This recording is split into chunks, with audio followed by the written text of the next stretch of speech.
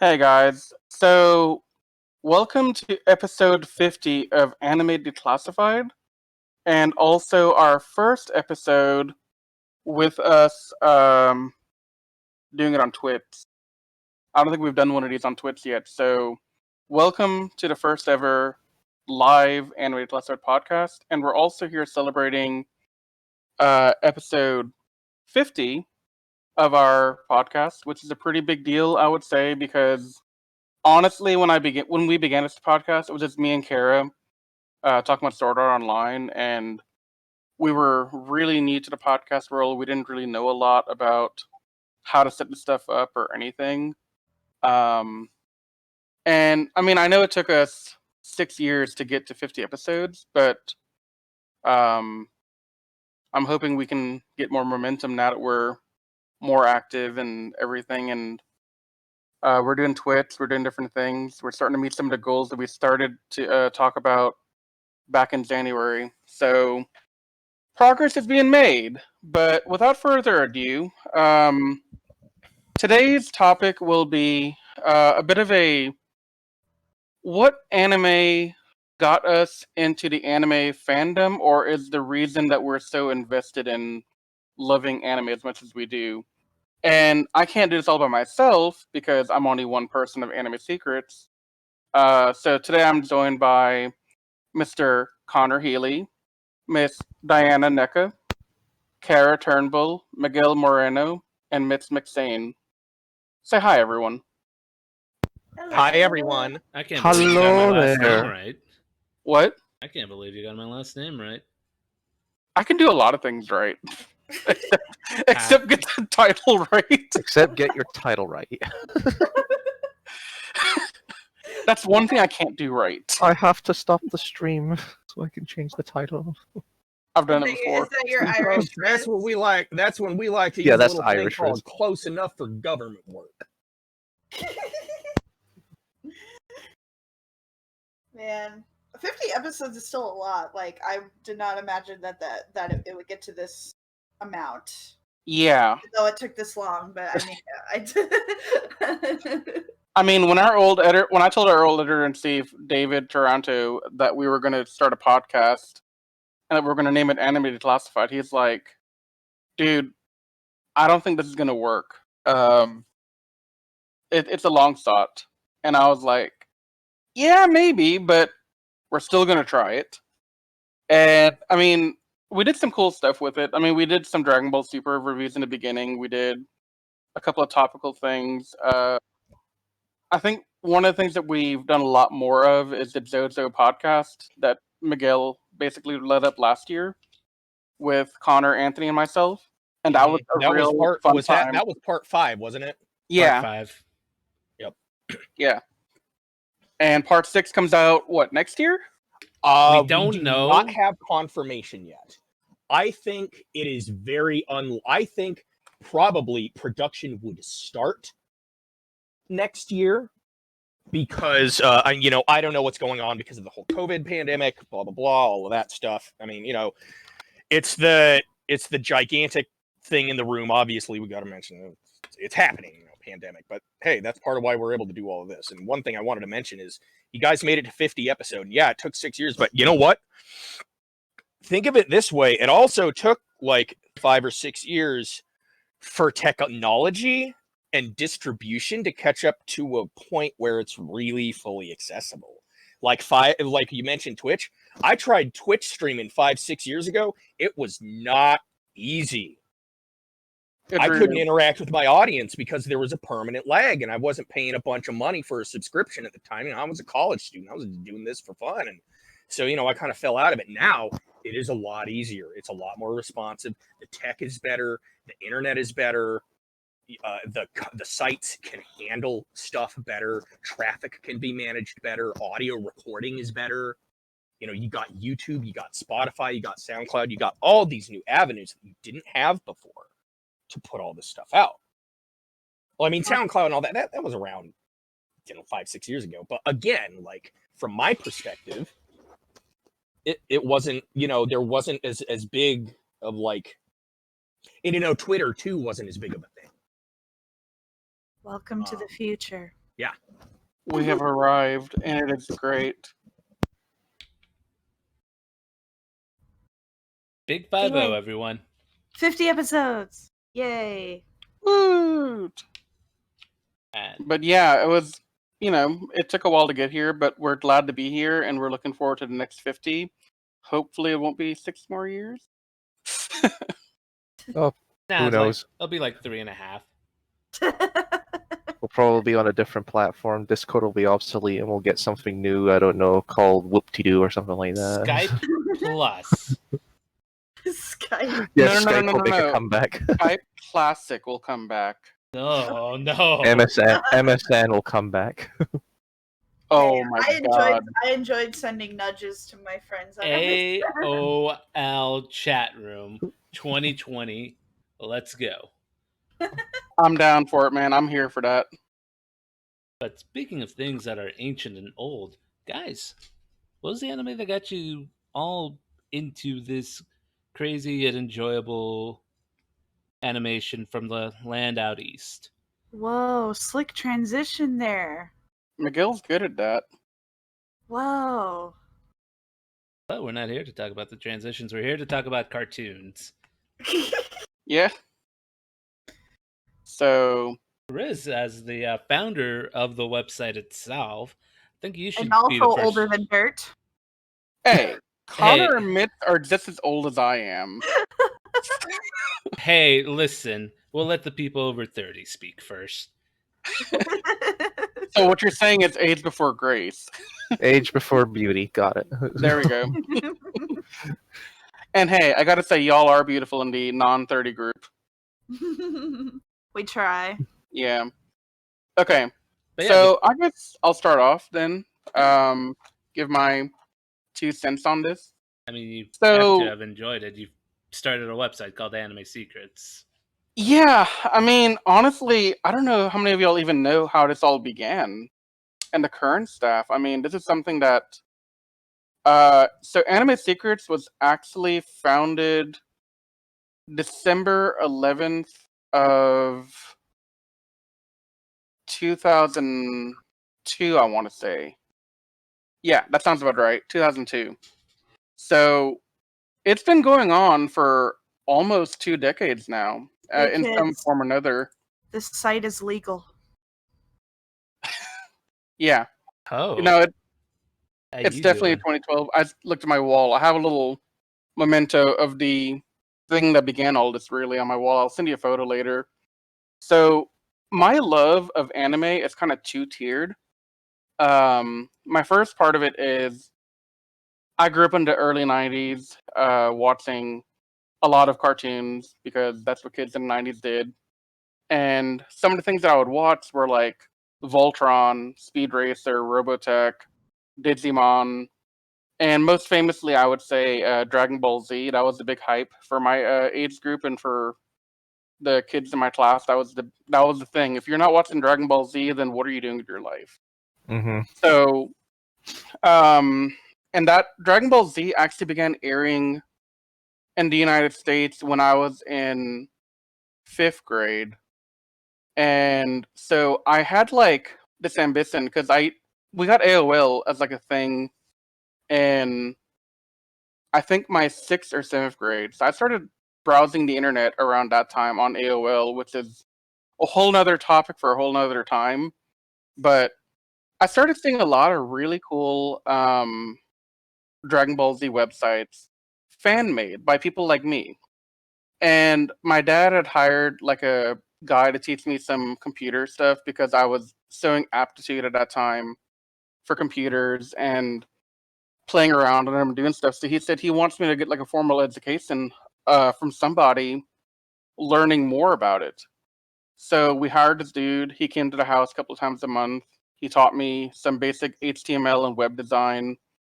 And he told me to make a project to learn better from. So I said, well, I'm going to make a Dragon Ball Z website. So I did. And that's how the Dragon Ball Z Palace was founded on Angel Fire. I still have the original banner that I had for the website on my desk as like a little memento of where we came from. So yeah, we began. as the Dragon Ball Z website in my 7th grade, well before 2002. And I ran that successfully for quite some time until my 9th grade, so about 2 years, 3 years.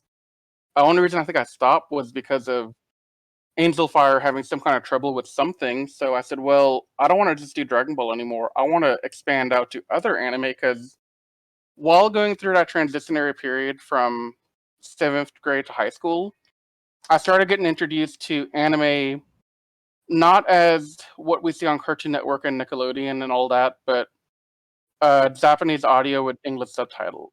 And the first one that I can really remember watching with subtitles was either Van Dread or Love Hina. I want to say it was Love Hina, but I can't be 100% positive on that. So one of those two started it off for me.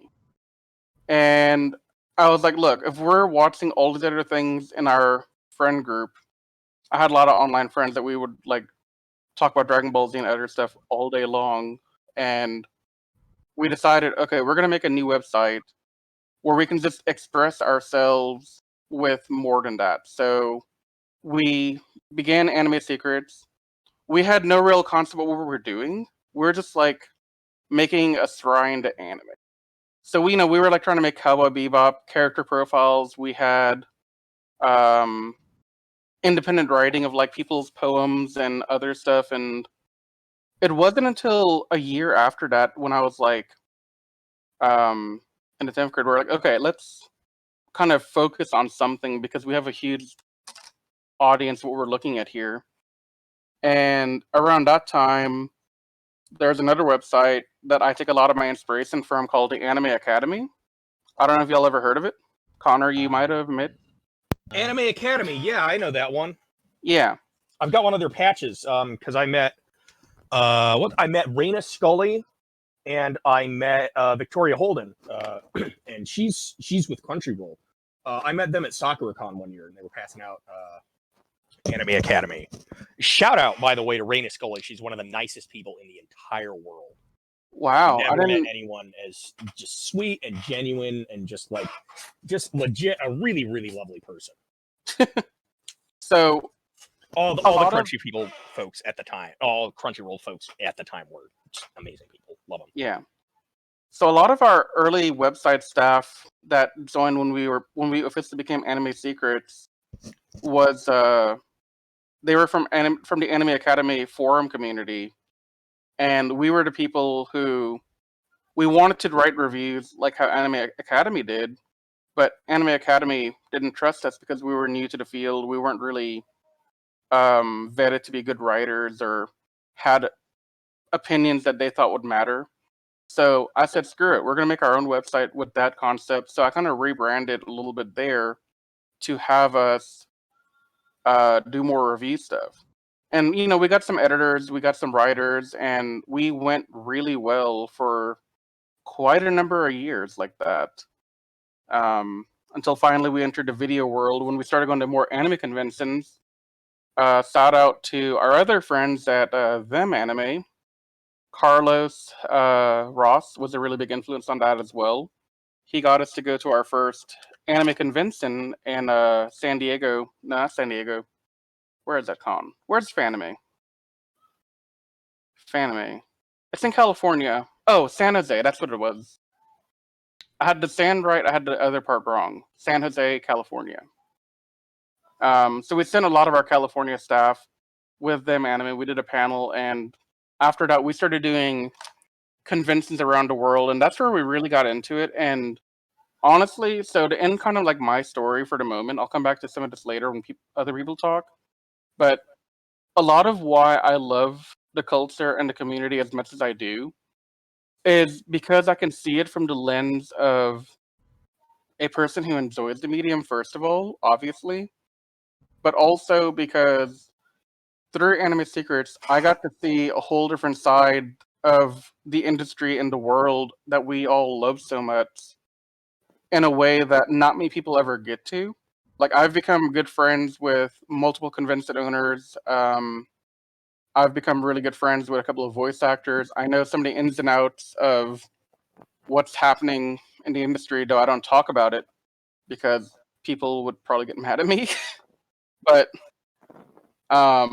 yeah, it's just been a real blessing for me to be able to participate and be included in so many different conventions and different events during the last really like 18 years. Holy crap, I feel old saying it.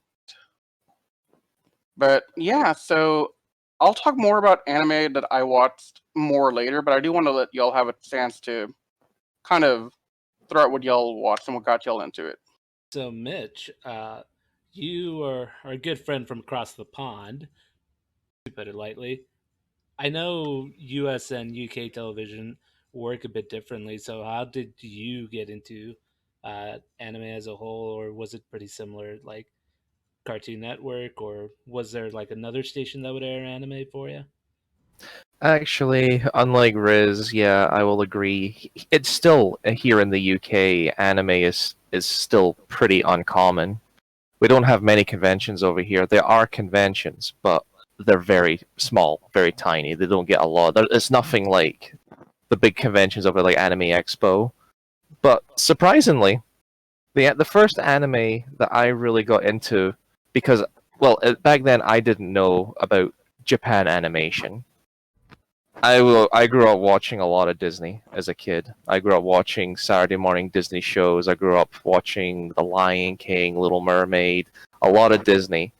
And then just one Saturday morning, my young self Saturday just morning. very one Saturday I don't know morning if anyone when remembers that. Yep. God, Saturday morning cartoons, they were Oh, amazing back then. in the words of the kids nowadays, that was a bop. Oh yeah, it slapped. It was slapping. It slapped popped. good. It was woke. These other hit, and all those other hit words. I had to go there. That's all good. It was cool. That It wasn't was. it, Chief. That wasn't it. But keep going, Mitch. Yeah, I remember one Saturday morning. It came on the news. It was all on the newspapers, but I didn't read because I was a kid. I wouldn't read newspapers. Screw that. I got all my information from TV. But my 12-year-old, maybe 11-year-old self woke up to watch which we all know, or most of us probably all know, was Pokemon. And the first episode aired on this Saturday morning show, and I just remember watching it and getting really intrigued, like very intrigued. But I also kept complaining about certain things, like why are the monsters repeating their names when they talk? Why can't they talk normally? Why is this kid 10 years old and he's going on an adventure on his own? I'm 12. I couldn't even do that. I wasn't even allowed to go out of the house. How did Ask Ketchum's mom let him leave the house to go catch Pokemon for a living? Just things like that, exactly. And the more I grew up watching it, I just got so hooked into it. And then, because of the fame of Pokemon, other shows started appearing on Saturday morning. Ones like include Digimon, Monster Rancher, Yu-Gi-Oh, Card Captors, and I still had no idea that this was all coming from Japan. Until I got to secondary school and everyone started, like you, everyone started talking about Dragon Ball Z and Inuyasha, Naruto on Cartoon Network, and I remember watching those and getting so into them. But again, I didn't know they were called Japanimation. They were cartoons from Japan. I just thought this was just a really intriguing style that they used. Yeah, like my only inkling before watching Love Hina and Van Dread that I was watching anything Japanese related was that Sailor Moon had some Japanese looking symbols in their animation. And at the time I didn't know that, that was a whole other language. I thought, oh, that's the Japanese symbols, because, ignorant little Riz thought everyone wrote and write in English because that's what he learned. And plus those shows I mentioned didn't really have a lot of Japanese themes. Maybe Dragon Ball, but Pokemon, Yeah. Digimon, Card Captors, they were all had English singing intros. Well, the ones over here. It was not until I got to close to college, I was 15, and me and an old friend of mine who I've lost contact with a long time ago, he introduced me into anime, and he showed me a bunch of different shows, and the one he showed me was, which surprisingly was from an AMV. Who remembers AMVs? Because they were the things back then. That was Oh yes. The things they played Bring Every- Me to Life to every single time. Or in the end, or breaking the habit. Yeah. yeah. Oh, my favorite was Papa Roach. This is the last resort. Yep. Oh yeah, Linkin Park, Papa Oh Roach. my god, those are some good songs. 3 and- Days Grace. Yeah. And you know, the greatest part was when people would be like, all right, so I know how, here's how we're gonna make it a good video. All right, we're gonna take the best bits of the freezer fight. We're not gonna cut out the subtitles, and we're not gonna sync it up. We're just gonna put it up there, and we're gonna let the music play. Wow. Hey, isn't that just gonna be like a highlight reel? Set the music. Yes, but it's what the people want. And that was everyone's first video editing experience. I used to make them on Windows Movie Maker. I think most Dude, of us I love did. Windows 3D mode. I had a Vampire Night one that I made to Animal I Have Become by 3 Days Grace. Oh, And you use there use was subtitles. oh man, I mean, and Vampire Night, that's an old one. I mean, I still kind of want to make one as a tribute to All Might while having the touch in the background. and you'll use all the splash effects as well, the Oh, slide, God, the yes. star, Yeah. the fading. Every You gotta time. do it. You Look, always- look for you that always in a future AS video. You always put the Okay. title on Windows Movie Maker, and it was always in that crappy like white font with the blue background. Blue background, yep. But what AMV got you into what anime you were going to talk about? Well, And vice then that was versa? Anything well- Linkin Park. this one didn't have Linkin Park in it, I'm afraid. I can't, for the life of me, I can't. It was a '90s. It was a '90s song. It was but just like every AMV in like 2003, 2004, 2005 was Evanescence or Linkin Park. That was how you were like edge back then. Do an anime AMV with. oh, I Linkin actually Park know what it in it. was. I actually know what it was now. It was BRB. Skater Boy. The song, the Oh, song man. was using Skater Boy for some reason. What anime was it? Yeah, And here what- we go. Yeah, the anime. Like we Oh, need to know now. oh, you're gonna know and you're gonna laugh because you're not gonna put these two together. The anime that from that video that got me into anime that used the song Skater Boy was Love Hina. I Okay, could but I see can it. see that. I could see I can it. see that. And all I remember, like most of the clips, was just Naru punching Kitaro into the sky, and I thought that's funny, poor guy. But I started watching more and more, and then I thought to myself, and my friend who was into anime let me borrow the first volume of the DVD, and I remember going home watching it, and then I came back and I said, do you have the other volume?"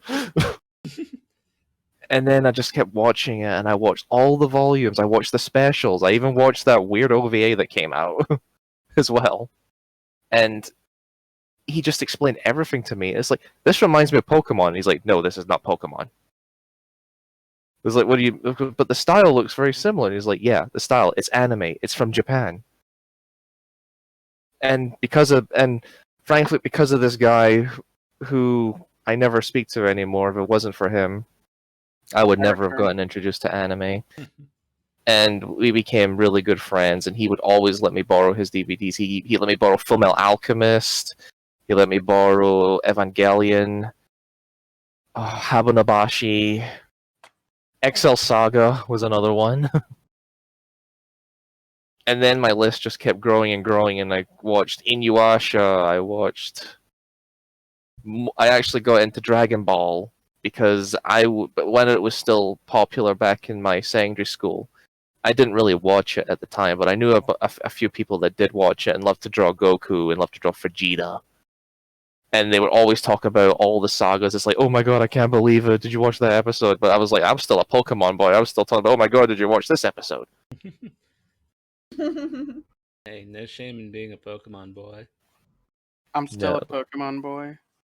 That's evidence from the stream earlier today. Oh my god, that was a fun stream. Well, Eh. it was fun catching Ghastly, at least. You got to catch them all. I caught So, over 200. Kara, what other animes made you want to do AMVs about them besides the first one you mentioned? Vampire Knight. Yeah. That was after I was introduced to anime. So the first show that I watched on TV that was anime, but I didn't know it was anime, was definitely Sailor Moon, also Pokemon, and Digimon and Monster Rancher. For some reason, I was just so gravitated to these shows, and I really enjoyed like the style of humor with them and the animation and everything. It was just so clean and it looked so detailed that my mind was just immediately drawn to it. And not to mention, I had a PlayStation 1, and I owned the game Monster Rancher 2. So when I saw that there was a show on TV called Monster Rancher, I immediately, jumped on watching it. I don't remember anything about it anymore, but I just remember there being an eyeball and a kid on roller skates. But it took me buying a Digimon volume in the bookstore, and then realizing that manga reads in a different direction than like English books. Oh yeah. Oh, And then yeah. The dreaded. Stop! You're reading this backwards. Yep. And then I saw that it was published by like a certain publishing company, and so I started walking around the bookstore and I noticed that there was a magazine with the with similar publishing company with similar art style to the Digimon book that I just bought, and the magazine was called Shonen Jump. And then I realized, oh, this is anime? Like, this is what I've been liking all this time. And so I started getting into like all the stuff in Shonen Jump, like reading Shaman King and Naruto and all of that, and just getting more and more invested in it. And then as I was getting closer to my stepdad, I realized that my stepdad had been watching anime all this time, just all like the manga entertainment, like rated R stuff that I couldn't watch. And so like my first real anime that I watched after I found out what anime really was Full Metal Alchemist. And I watched that with my stepdad. And it was a good bonding experience. And I still need to finish Brotherhood, but but then after that, like the rest is history. I was watching Naruto episodes on YouTube in 3 parts, 10 minutes each. With the second part always missing. Exactly. And it just went from there. I just started like I realized that there was another manga magazine called Shoujo B, and I was like, oh my gosh, like this is like Shonen Jump but for girls. So I started reading that, like reading any copies I could find in the library and things like that, and started watching. That's how I got introduced to Vampire Knight, and that's how I also got introduced to Nana. And to this day, Nana is probably one of my favorite anime of all time. I love that so much, and I hope one day that the story gets finished, because Nana is one of those ones that really deserves its own episode, because there's I have been meaning to like kind of re-get into. I never fully got into it, and like I never watched the anime, but I knew a lot through osmosis. I'd seen clips and episodes. The music is so good in that anime. I really liked the music. Yeah, no, that's part of what got me about it. And I had known about the manga because I had friends who were into the manga for a very long time. I have friends who were still into the manga, and I know it's like one of the most foundational girls manga like ever written. It's very important. Yeah, it's mature, it's funny, it portrays female friendships in an empowering and realistic way. And like I was like maybe 13, 14 at the time, and like that was the first time that I even saw like a sex scene in a manga was when I was reading Nana and Shoujo B, because they have a few. It's tasteful. There's not any like extreme nudity. It's just people in bed with their shirts off. That's a lot better than the first time I ever saw a sex scene. Because the first time I ever saw a sex scene in a manga was Lone Wolf and Cub. Oh, I think it was Chobits. yeah, I did end up getting introduced to Chobits, and that's another one of my favorites. But yeah, that's kind of how I went down the rabbit hole, was just through Shonen Jump, and then finding out from my dad like about Fullmetal Alchemist and things like that, and then the Naruto craze started happening, and I jumped on that, and my biggest crushes in middle school was Sasuke and Uchiha from Naruto and Edward from Fullmetal Alchemist. Can I just say before we begin, is there no one here that's kind of jumped on any of these crazes, like the Naruto craze, the Dragon Ball, or the Inuyasha craze? I mean, you did jump on the Pokemon craze. Yeah, or the I Pokemon mean, craze. I was on Dragon Ball. I mean, this entire website came from Dragon Ball phase. I had a Dragon Ball phase too, but in my memory, it wasn't as impactful as Sailor Moon or Card Captors or Monster Rancher or Digimon. Like Digimon, I think was the big one for me, like one of the big ones. And the sad thing is I don't really remember a lot of Digimon. I remember I do. I remember liking season 2 a lot more. Of Digimon? Digimon, yeah. We don't Wow, talk you're a of rarity. season 2. Well, I was gonna pass it over to another person, but she kind of left. So Connor, Alrighty. the other old guy in the group. So, yeah, I don't know. I think it might have been technical difficulties or something. We've had a couple of those. So I was introduced into anime a very, very long time ago, like before I even knew what anime was. So I was born in 87 BCE. No, I'm not actually that old. No, I was born in 1987. And in 1989 in Japan, there was this Jungle Book anime that came out. And we all know Jungle Book, the movie and everything Disney came out with. So there was a Jungle Book movie or anime that came out called Jungle Book Shonen Mowgli, Jungle Book Boy Mowgli, whatever.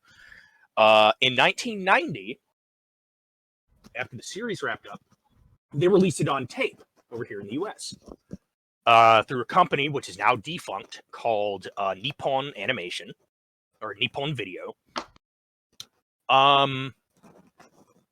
And I had one tape of this, and I watched it all the time when I was a kid. I loved it. I wondered why it was so different than the other Jungle Book.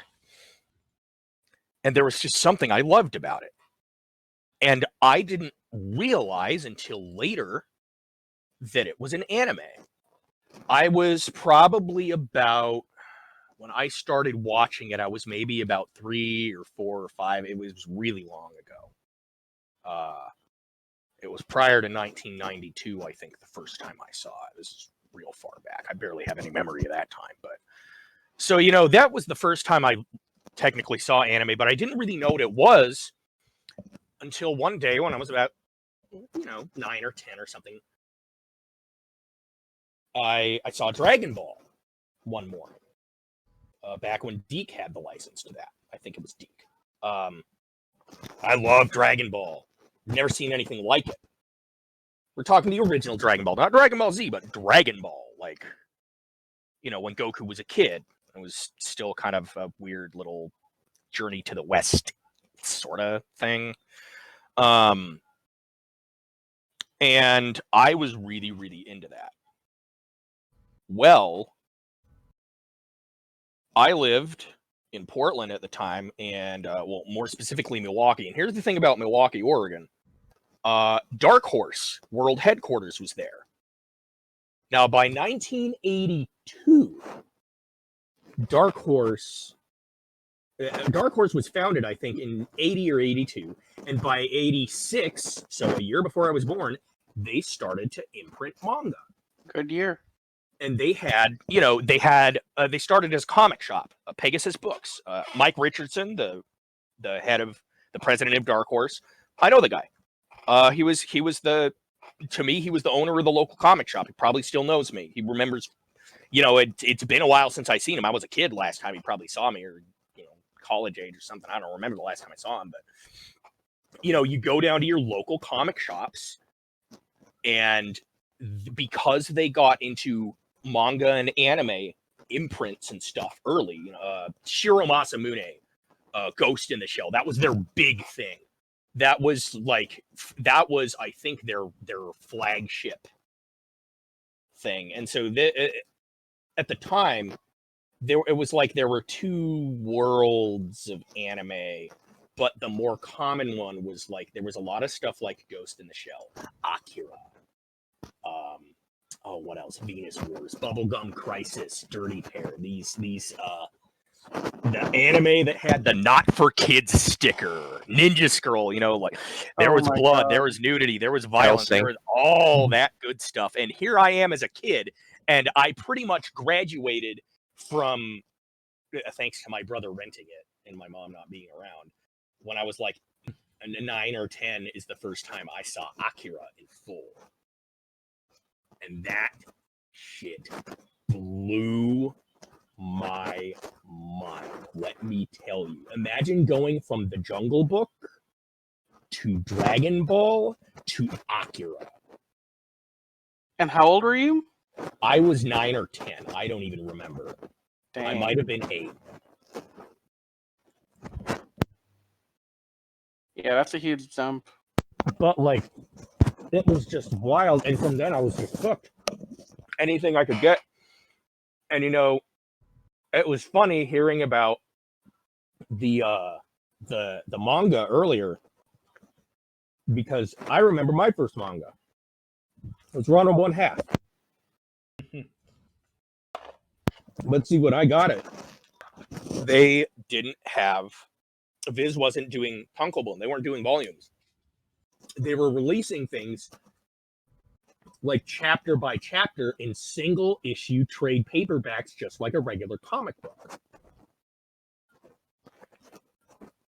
So when Ranma was originally came over here, it was mirror flipped, and it read like a regular comic, and it was in single issues.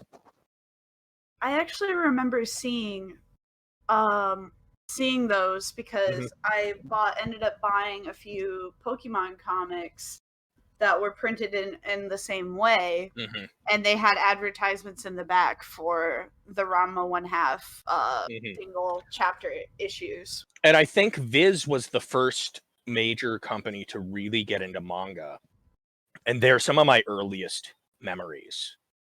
And it's real interesting having seen the evolution and growing up with how much it's changed, really. How much more accessible it is these days, how much easier it is to see stuff. It's actually a bit overwhelming. Kinda, yeah. I don't know where to start these days. But what's nice is these days you're able to look up and know what you're getting into. Like, I know a lot of people who might think Ninja Scroll's good, and then they get into Ninja Scroll and like, ew, I don't know if I'm into this. Ew, I'm definitely not into this. It was kind of the fun back then, was you didn't know what you were gonna get. Oh yeah. It's the same with Full Metal Alchemist. You're just watching the first 3 episodes. You're thinking, "Oh, this is just a brother's journey. They're having fun." And then we get to Big Brother Ed, and then everything just takes a turn for the worse. Oh yeah. To the point you're left traumatized. You're like, "What just happened?" I will also say, I believe much like Kara said, Sailor Moon was absolutely foundational for me. Yeah. So much so that it is going to be the first thing that I get like an anime tattoo of, because it was that important to me. Just going to do a little drop here. So I'm a gender fluid individual, and Sailor Moon really gave me a way to tap into the feminine aspect of my gender before I really even knew what it was. And so that was kind of my little safe spot. And having Sailor Moon to grow up with when you were confused and it was the 90s and you couldn't really say such and such things because you might get bullied and beat up, and I was already getting bullied and beat up enough and didn't need to make it worse for myself. Having Sailor Moon there really helped. Because I had an anime that I could like, that was like my channel, and I was like, it's still cool because it's anime, but like even girl anime is cool. Well, not to mention the localization for Sailor Moon was in ways kind of cheesy, but in other ways I felt like it was really helpful for people growing up during that time because Sailor Moon says. Sailor says, exactly. They would have lessons about friendship and how to deal with things in your life that might be overwhelming for somebody young. And they had that in there as a way to say, hey, like, it's okay. You're not alone. So it's cheesy, but it really helped back then.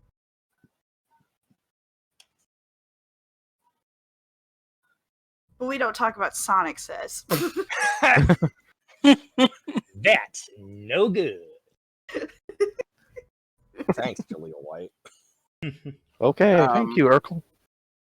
But kind of talking more about like my origin story, I guess. For me, like, I know I talked a bit more about the website part of it, but me on a personal level, watching the anime that I did was really a good way for me to bond with so many different people about things that I had in common. Like, I still look at the people in the chat, know people from like 12, 13, however many years I've known y'all for, because of our love for anime. And that alone's a big deal to me. Is that the animes that we watched, like Digimon, Dragon Ball Z, they were like a bonding glue for me and my friends to become friends. And now, I mean, yeah, we don't talk about Dragon Ball Z like every day like we used to, but still, it's a huge part of us. We're still very much into it, I think. So, But here's the thing though. Like, granted, Dragon Ball, Sailor Moon, Pokemon may not be the new thing that people talk about, but there always will be something that people will talk about, no matter Oh, what. yeah. Like, for example, right now in this new generation, people are talking about My Hero Academia. People are talking about Dr. Stone, like Food Wars. There's just something new for these younger people to actually, get into anime. Granted, that may not be the stuff that we grew up on. They might watch the stuff we grew up on and be like, "Oh, I don't like this. I don't like this style. I prefer this new, more colorful, vibrant yeah. looking style." And I mean, that's very valid, and I have nothing against the new anime. I actually enjoyed the first 2 seasons of My Hero Academia for what it was. I kind of regret not finishing it, but that's more of I just didn't have the time and slowly lost interest in trying to find the time for it. But that's not indicative of it being a bad anime. It's just indicative Oh, no. of me having other priorities that I wanted to take care of first. Oh no, I'm not saying like those animes are bad. I'm just saying Yeah. like this will be stuff that these younger generations will grow up watching. Yeah. Like, if we repeat this podcast in 10 years, and assuming, all of us aren't here anymore, we got a new staff in place, I mean, that might be what you hear from people is, my intro anime was My Hero Academia or something like that, rather than... Yaiba. Or what? Kimetsu no Yaiba. Demon Slayer. Yeah. Demon Slayer, yep. Which Yeah. I still haven't watched that yet. I still good. need to, I'm still needing to catch up on Fruits Basket. I need to catch up on Food Wars. And yeah, there's not a lot of time when you're 27 years old.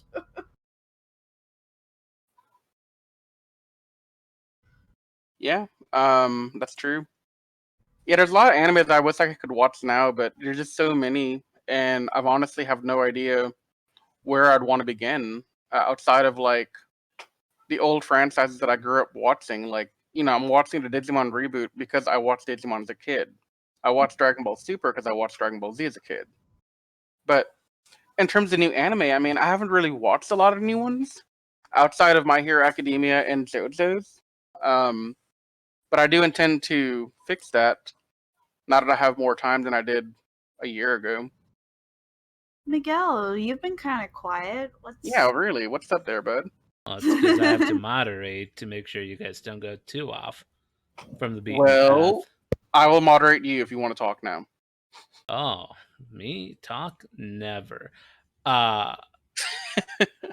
It's weird because growing up, I didn't quite have as much access to other things like some of you guys did. Like up until I was like 8, I think I only had access to like 13 channels growing up, and 7 of those were in Spanish. So, getting like what I could watch was just limited to like whatever was on Kids WB, Fox Kids, or whatever local things would show up over there. But like before I knew what anime was, I watched a show called Dragon Ball Z, but in Spanish. And let me tell you, they didn't really edit too much anime in Mexico. They mostly aired it as is. So Dragon Ball was kind of like the first one that I saw that I'm like, this is different. Why aren't their last names all in Spanish? Why are they all spelled like so differently? So that's when I knew, hey, I don't think this show's from Mexico. So for me, it was just whatever I'd be lucky enough to catch on the Spanish networks. That would be my first, and then Dragon Ball was one of them. Los Caballeros del Zodiac, aka Saint Seiya, was another one that I grew up watching. And so for me, those were kind of the first ones. But again, that was before I really knew what it was. So like I watched them, I'm like, oh, this is cool. But the first one that made me go, oh yeah, I can't wait for the next episode. I can't wait for the next episode. Uh, yeah, and I'm not ashamed to admit this. It was Pokemon. That theme song. It was just that Gotta theme catch song. them all, Pokemon. I get Like you, man. that. It was that theme song where I'm like, yeah, I do want to be the best that no one ever was. I will catch them all. I'm trying to catch them all. There's too many now. Back then, it was only 150. Dude, there's too many. Nah. Isn't it close to like 900 now? It's I pretty. think, It's pushing to that point. yeah. It's like about 90 something. But yeah, no. So Pokemon for me was the first anime where I'm like, yeah, I want to watch. Yeah, this is awesome. I want to keep watching more. I want to watch more. And then when I moved over from California to Nebraska, where they had like much more stuff available for basic cable, is when I started to get hooked up on a lot of the Toonami shows. So English dub of Dragon Ball was way better than whatever they were putting out in Mexico. Yeah, like Miguel, where do you grow up at? I grew up in Los Angeles, in the eastern part Okay. of it. So I was just again, kind of curious on where you got the Spanish channels from. That makes sense. Los Yeah. Angeles would have that.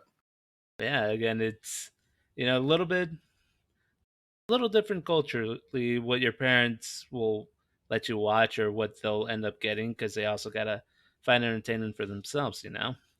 So Now, it's like always nice, like seeing how everyone kind of how their paths kind of grew up on it, and again, the kids of today, they have it way better than we ever did, just because there's oh my so god. many different things that they can go to. They don't have to rely on one or two companies importing and dubbing over. It's like, you want to go to your Crunchyroll, or you don't have Crunchyroll, but hey, an older sibling or your parents may have something like a Hulu, like a Netflix. Like and internet's way better now than it ever has been. And libraries too. Libraries have been a great source. Yeah. Exactly. So it's like, from the limited scraps we were given back then to what they have right now is like man, I wish I had this because, going to Crunchyroll definitely beats out going to Star Killer ZWXX35 for for like 3 parts of an episode, and then you have to Yep. dig through their channel to find the middle part.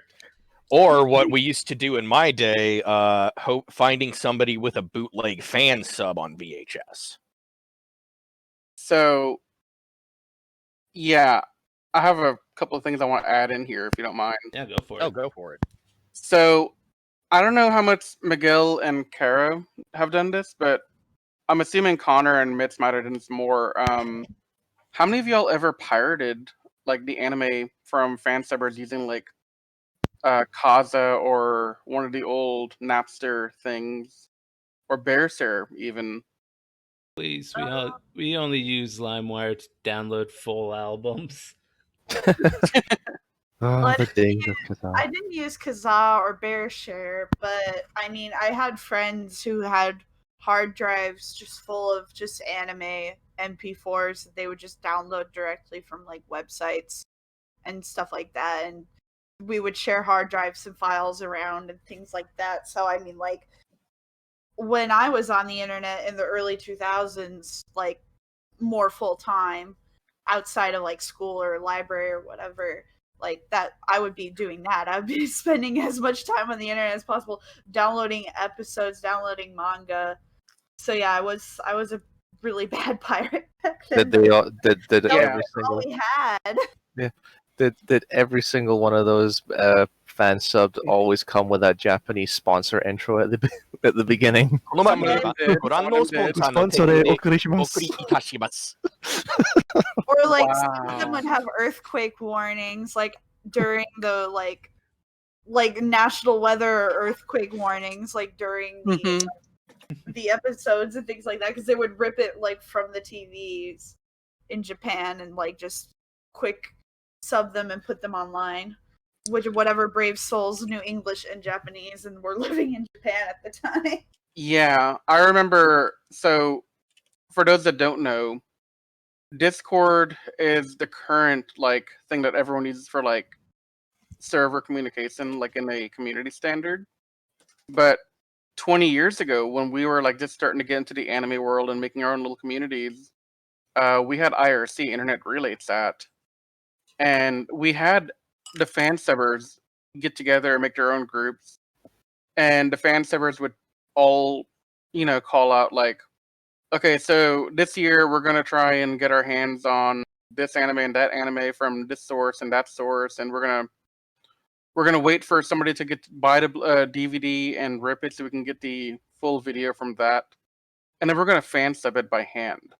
And this wasn't like Funimation or Viz or any of the other groups out there that are like companies doing this. This is like just the fans who were so desperate to bring anime to the rest of our community, and they had the skill set or they made the skill set themselves to do it.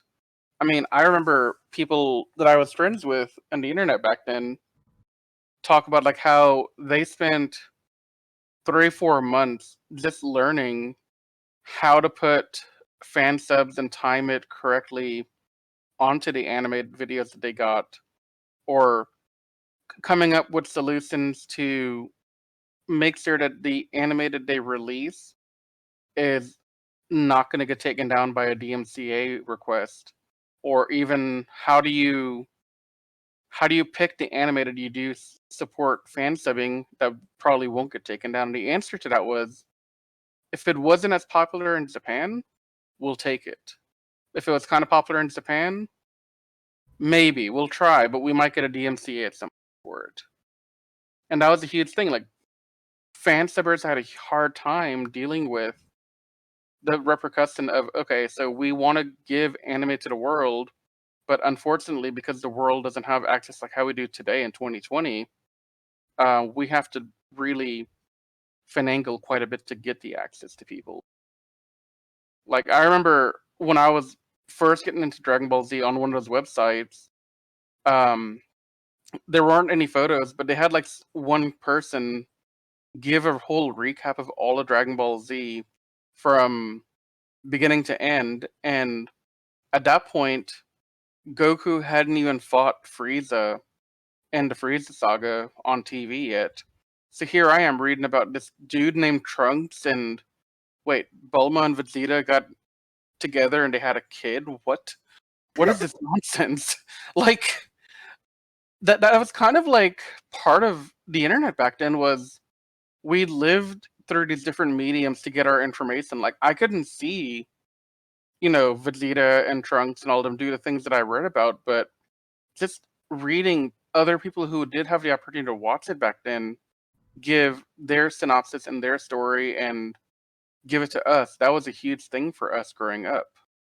Because, I mean, nowadays, the minute anime drops in Japan, you get a simulcast in America, and you don't have to wonder, so what's happening? What's next? You kind of know. Yeah, exactly. Yeah. Sorry, that was a bit of a tangent rant.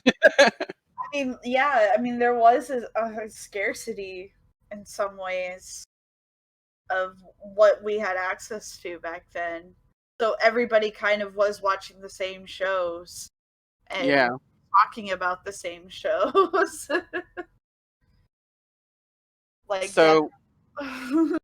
one of my friends had like an anime that he bought on DVD, and it was completely bootleg.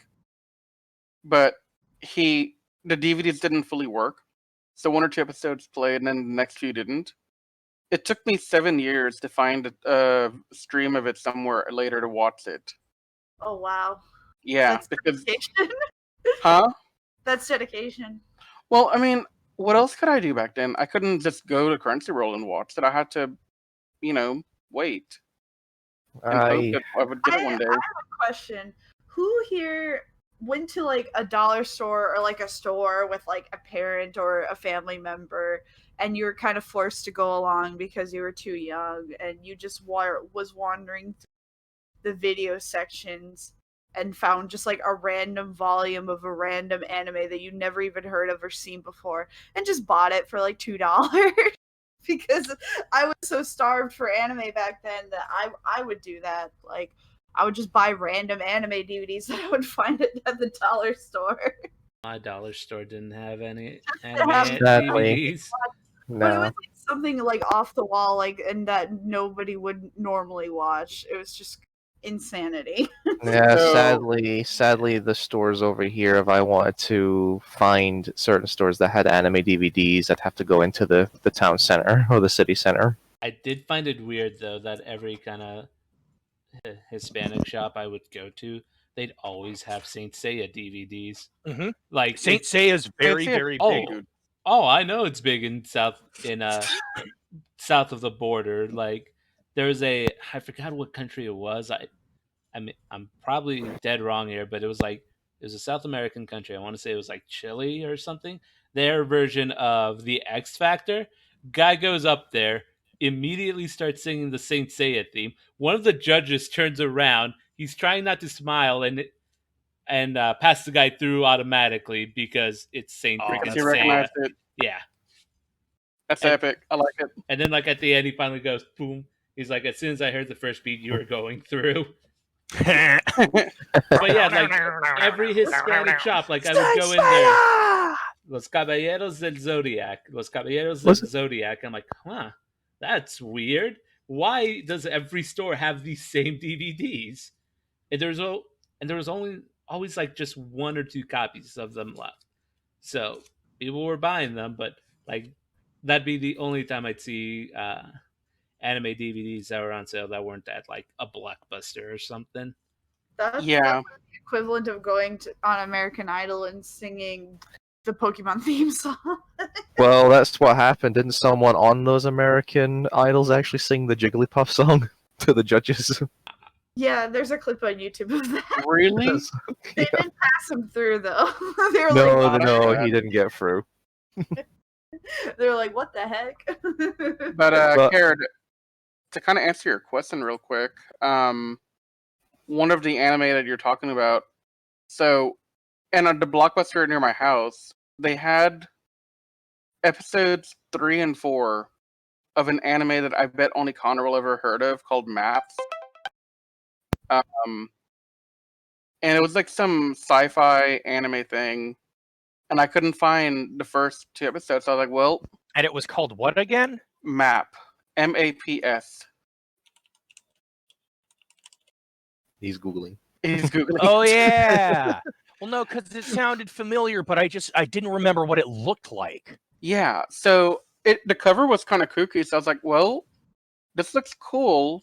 Mom said I can get a DVD to watch, or whatever VHS back in the day to watch, and so I'm gonna get Maps and watch it. And that was another one where I saw episodes 3 and 4. I had no idea what was going on, but it was still really, really cool. So I ended up just waiting for that one as well. That's another one I had to wait on until I was much older, and then I stumbled across it again in a reference somewhere. And I was like, Maps. That was an old Blockbuster thing I watched that I never found the rest of. It turns out I think it was only like 5 episodes in an OVA, and so I found the episodes and I watched. I was like, okay, that was kind of worth the wait. I actually liked this. Okay, so the DVD that I ended up buying in Dollar General, it was the final volume, and I watched that for whatever reason. Just because I just wanted to watch any anime that I could find. It was called Magical Meow Meow Taruto. And to this day, I haven't seen the entire anime. I've just seen the last few episodes. Hold up. What is this called? Magical Meow Meow Taruto. I found it on Wikipedia. Okay.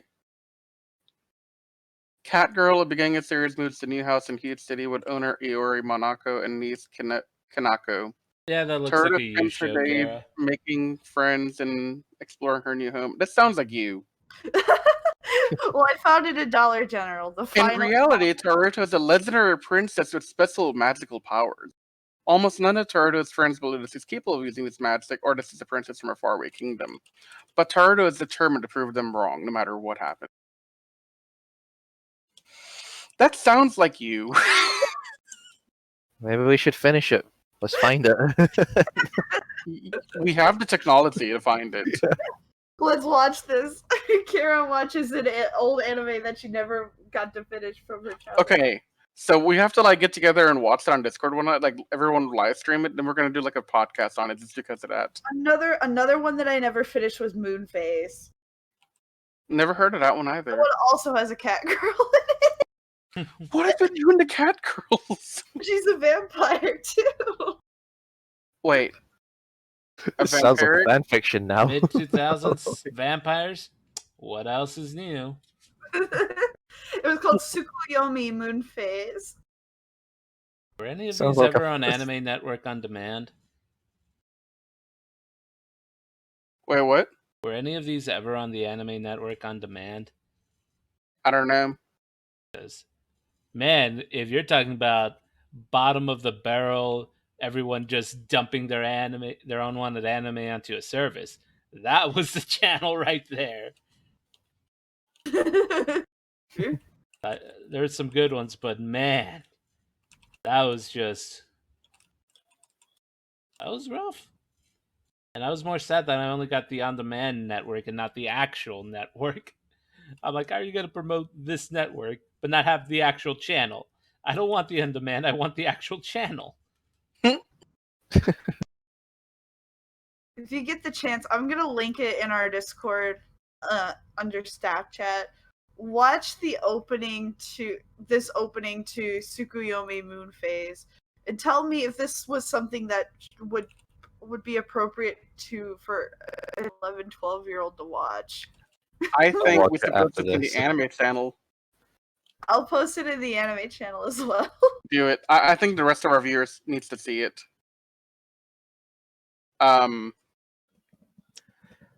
You know, crap.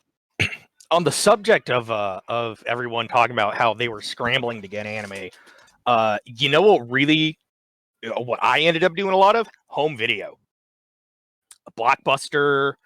There's this place near my house called Great American, which is still there. Great American is still there in Milwaukee, Oregon. If you're in the Portland area, go down into Milwaukee, drive down King Road, and go say hi to the fine folks. Go say hi to Ian over at Great American Video. It's a great place. They do drive-through espresso. They are the only video store left in Milwaukee. The only legit one left because they have a drive-through and because they do movies, and they are still open during the pandemic. Wow. Because they have a drive-through.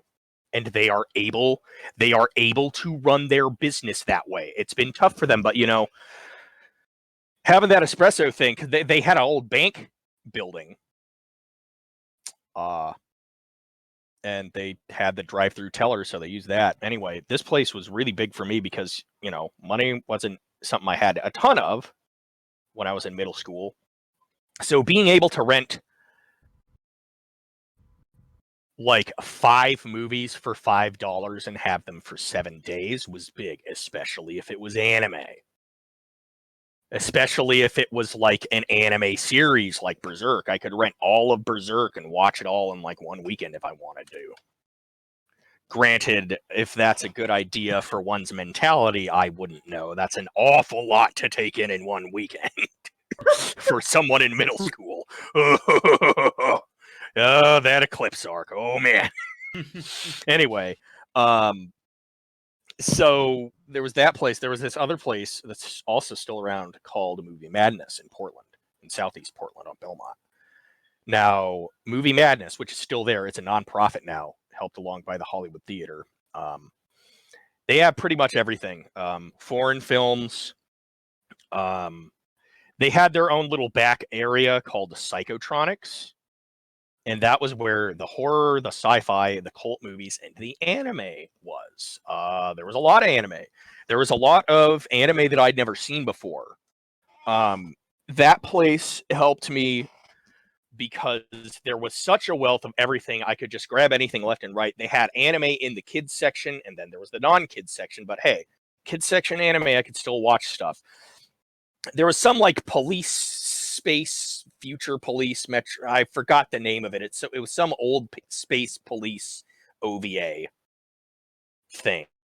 And then there was Locke the Superpower, which was based off of an old manga. It's about like a psychic Esper guy named Locke, and he's like, I don't know, immortal or something. It was pretty good. I don't remember it very well. And then, I once I started going to the back area, well, that's where they had all of the Sailor Moon stuff. That's where they had Maho Tsukaitai, Magic Users Club, which is a great, honestly underrated anime. I really like Magic Users Club. It's very cute. And it's a lot of fun. And they had it there. It was the only place that I knew of that had it there. They had Cutie Honey. They had Hakkenden. They had... Gosh, they had all this stuff. They had things that I'd never seen before. And so it was really an amazing way. They had all of Robotech. I watched Robotech when I was a kid. I rented it all from there. I saw the whole series. And it was amazing. And I was very, very lucky to have this place that just catered to movies of all types in general. But like to have a dedicated anime section back then in the late 90s, it simply did not exist anywhere else to have like a big anime section.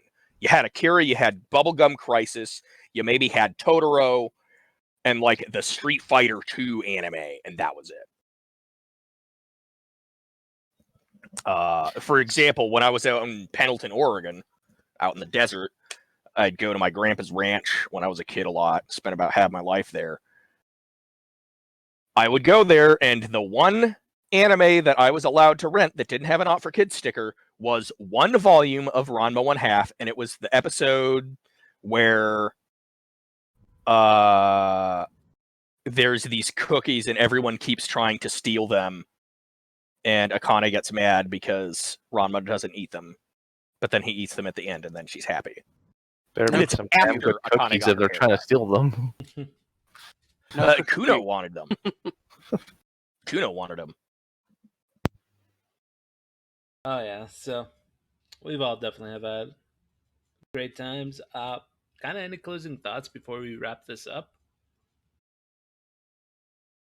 Hmm. Y'all are lucky to live in the age that you do. Yeah, I guess coming back to what we were talking about what we grew up on and what future generations will grow up on as time goes on. Like what you like. Don't let anyone say otherwise. Yeah.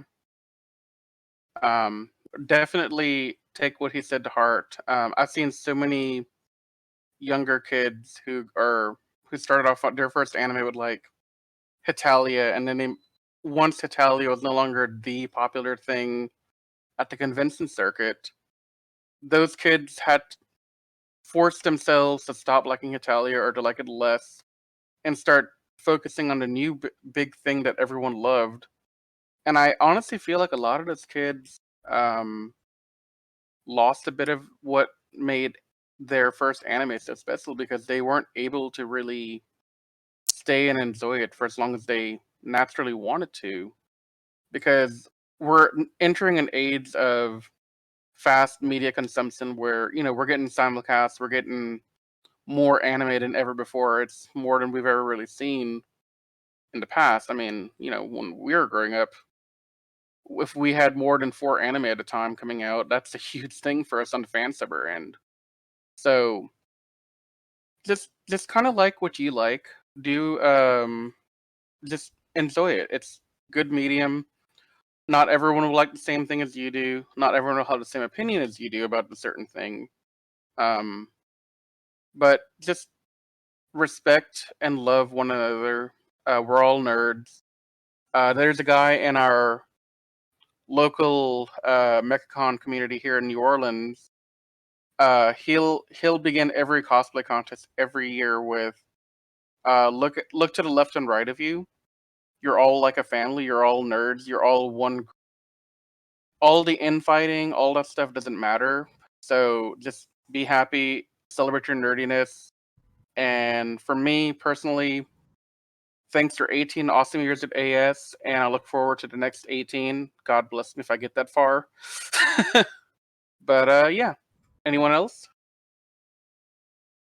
Yeah, I think you've said it. Well, if no one else, that has been our 50th episode of AS Declassified. Definitely look for a lot more in the future. Definitely be on the lookout for more of our content on the website coming out soon throughout the week. And yeah, no, we'll catch you guys all later. Till I then, think our next scheduled thing on Twitch will be Eric's stream on Wednesday night. And then Kara on Thursday, and then us on Friday again for Left 4 Dead. Sorry, Meg. no, I was gonna say, yeah, no, keep an eye out on everything. Hit the follow button on the Twitch. Hit that heart. Hit that bell. Until then, we'll catch you guys all later. Hell yeah. See you around. Farewell. Goodbye.